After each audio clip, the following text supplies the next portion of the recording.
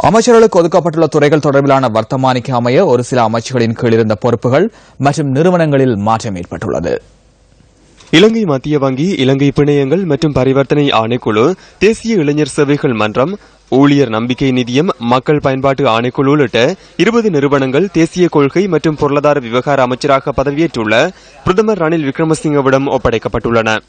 Civil விமான சேவை அதிகார சபை, வரையறுக்கப்பட்ட விமான நிலையங்கள் மற்றும் விமான சேவைகள் நிறுவனம் ஆகியன போக்குவரத்து அமைச்சர் நிமல் சிறிபால டி சில்வாவின் கீழ் கொண்டுவரப்பட்டுள்ளன.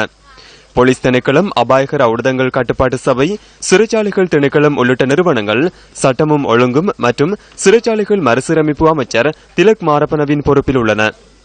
திரைசேரி, சுங்கம், கலால் திணைக்களம், உள்நாட்டு இறைவரி திணைக்களம், இலங்கை காப்புறுதி சபை, தேசிய லோத்தர் சபை, அபிவிருத்தி லோத்தர் சபை, அரச நிதி திணைக்களம் உள்ளிட்ட 26 நிறுவனங்கள் நிதியமைச்சர் ரவி கருணாநாயக்கவிடம் ஒப்படைக்கப்பட்டுள்ளன.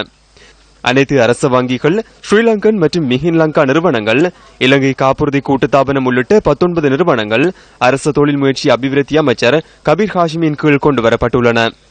குடிவரவு, குடியகழ்வு திணைக்களம், ஆட்பதிவு திணைக்களம், தேசிய அருங்காட்சியக திணைக்களம் என்பன உள்விவகார, வடமேல் அபிவிருத்தி மற்றும் கலாசார அலுவல்கள் அமைச்சர் SB நாவின்னவிடம் ஒப்படைக்கப்பட்டுள்ளன.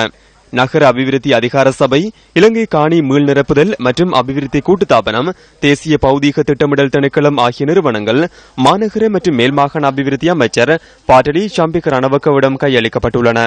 கால்நடை உற்பத்தி மற்றும் சுகாதார திணைக்களம், தேசிய கால்நடை வள அபிவிருத்தி சபை மற்றும் அதனுடன் தொடர்புடைய நிறுவனங்கள், நெல் சந்தைப்படுத்தல் சபை உள்ளிட்ட 10 நிறுவனங்கள் கிராமிய பொருளாதார அமைச்சர் பி ஹரிசனிடம் ஒப்படைக்கப்பட்டுள்ளன. மத்திய கலாசார நிதியம் கல்வி அமைச்சர் அகிலவிராஜ் காரியவசத்தின் கீழ் கொண்டுவரப்பட்டுள்ளது.